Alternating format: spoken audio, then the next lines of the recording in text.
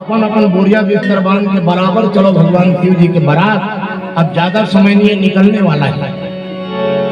नंदी की सवारी नागे अंगकारी धारी नीले संत हितकारी नीले कंठ त्रिपुरारी है। नंदी की सवारी नागे अंगकारी धारी नीले संत हितकारी नीले कंठ त्रिपुरारी है। गले सोहे मुंड माला जाके शीश जटाधारी बामे अंगे में बिहारी गिरी राज सूतवारी है। दानी बाड़ा भारी से शारदा पुकारी काशी पति मदनारी कर सोल चक्रधारी है।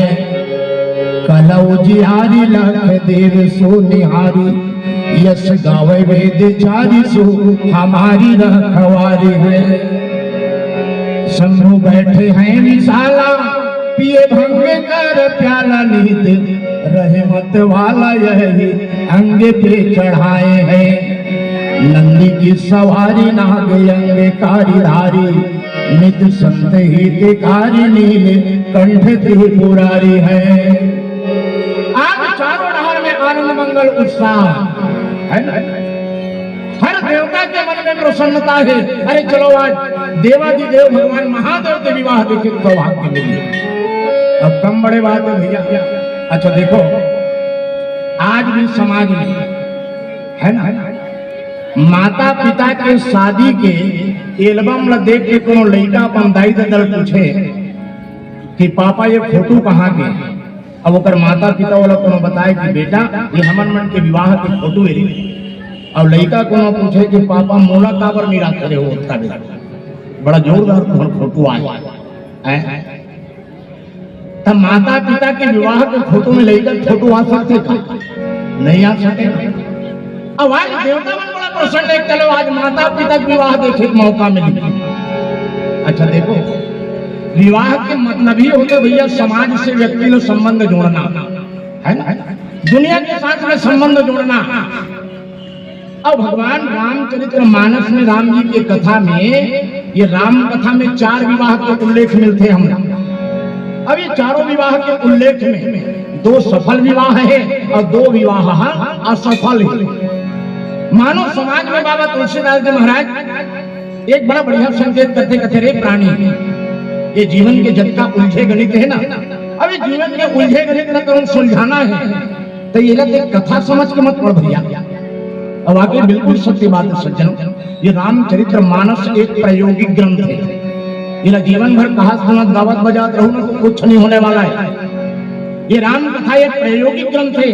ये कथा ला कहो, सुनाओ, पढ़ाओ, समझाओ और समझ के जीवन में एक कथा के ना हर पग पग में उपयोग करो, तब कहीं जाके राम कथा जीवन में सार्थक बढ़ जाएगी। अच्छा देखो, भगवान शिव जी के जटा है ना, और जटा ला समेटन कौन मन ऊपर गण मन। अब ये जटा कहाँ है? अच्छा देखो, सिर में बाल है, ये बाल कहाँ है? तो सिर के ऊपर में। और सिर ला हमन पहचान आके मानथन सिंह ब्रह्म के स्वरूप है, और जे मेरे ब्रह्म है ते मेरे व्यक्ति के बुद्धि है ना। अब ये जटा के मतलब होते कि व्यक्ति के विचार में बिखराव, हर व्यक्ति के मन में बिखराव रहते हैं विचार। तो तुलसीदास जी महाराज मानो शिव विवाह में समाज में संकेत करते कहते भैया देखो, ये समाज में जब का विचार का बिखरे तो विवाह का मतलब ही होते कि बिखरे विचार और समेटना। जब का विचार बिखरे है वो जम्मो विचार समेट एक जुड़ा बना देते हैं। अब बिल्कुल सही बात है ना। व्यक्ति समाज से तो जुड़े, गृहस्थ में प्रवेश करे। 4 आश्रम है समाज में। अब ये चारों आश्रम में ना, चाहे आश्रम गृहस्थ के हो, वानप्रस्थ के हो, संन्यास के हो, चाहे वैराग्य के हो, आज भी समाज में सबसे बड़े दर्जा यदि कोनो आश्रम न मिलते तो वो आश्रम है गृहस्थ आश्रम।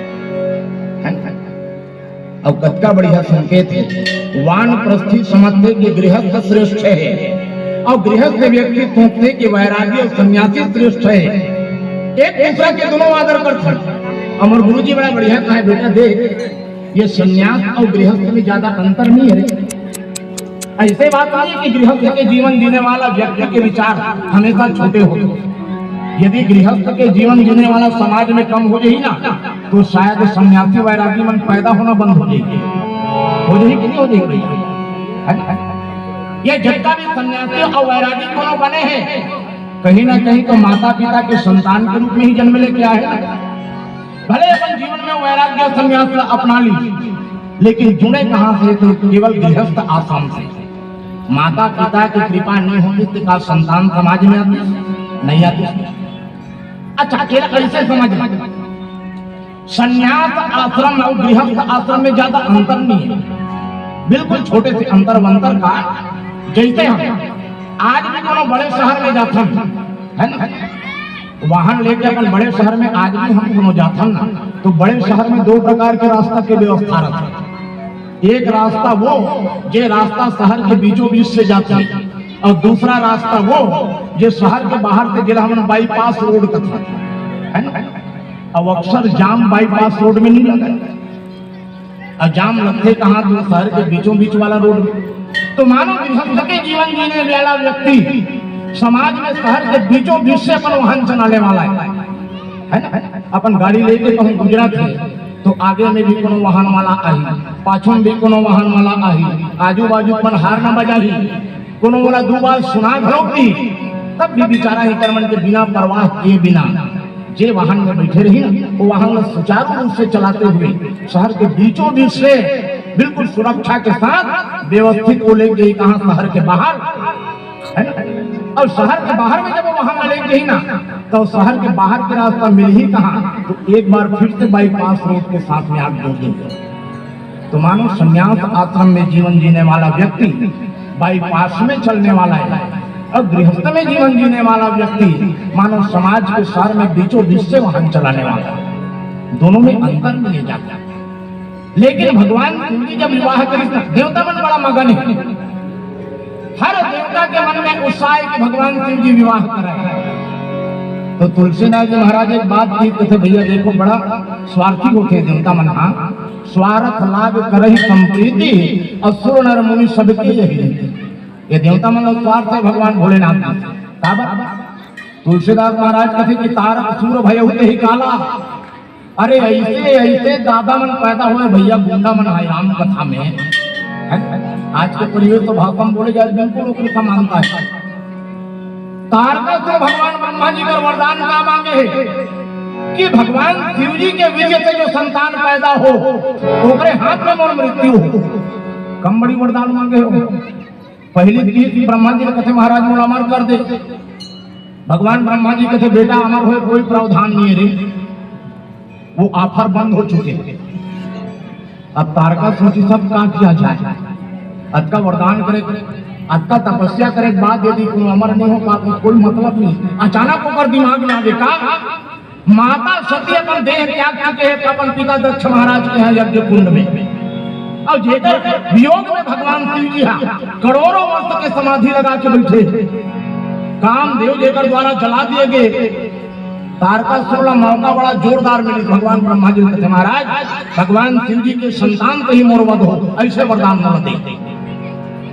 अब भगवान ब्रह्मा जी और वरदान दे घलोक दिस देव मत तो बेटा। अब जैसे वरदान मिले तो ऐसा उपद्रव प्रारंभ करी सुहा समाज में 33 कोटि देवता जल देख के कांप जाए। अतः बड़ा भयानक हला। अब तारकासुर को पता है कि कोनो दूसरा तुम्हें मारे नहीं सकता, और जे मोर मारने वाला है तो उत्पत्ति अभी हो नहीं सकता। भगवान शिव जी के बैठे अखंड समाधि लगा। अब कोई माई के लाल में दम नहीं होकर समाधि को जाकर तोड़ता है। तो तारकासुर सोचे कि शायद लॉन्ग लाइफ के लिए मेरी रिचार्ज हो गई, कोनो जगह हैंग हो गुंजाइश नहीं है मोर। और जब समय है तो फिर तपो समाज और तपना शुरू करी। लेकिन तुलसीदास महाराज कहते भैया भगवान की लीला बड़ा विचित्र है, अति विचित्र रघुपति चरित्र जान परम सुजान। भगवान की लीला अति विचित्र है कि आज तक के बड़े बड़े विद्वानों पर था नहीं लगा सके। भगवान शिव जी का विवाह के लिए प्रेरित करेगी, है ना। कहते महाराज अरे ते विवाह तो करना नहीं चाहता, लेकिन आज समाज में और विवाह की आवश्यकता है। और विवाह करे तो ही जन कल्याण हो सकते। और बिल्कुल सही बात है सज्जन। हम विवाह तो करन, समाज से जुड़न, संसार से हमारा रिश्ता बने, लेकिन रिश्ता बने के साथ साथ भगवान शिव जी अपन के विवाह के चरित्र में समाज में कुछ दर्शन दिखाता। अब वो दर्शन का एक छोटे से भजन के बाद चर्चा करबो। बोलिए श्री गौरी शंकर भगवान की जय।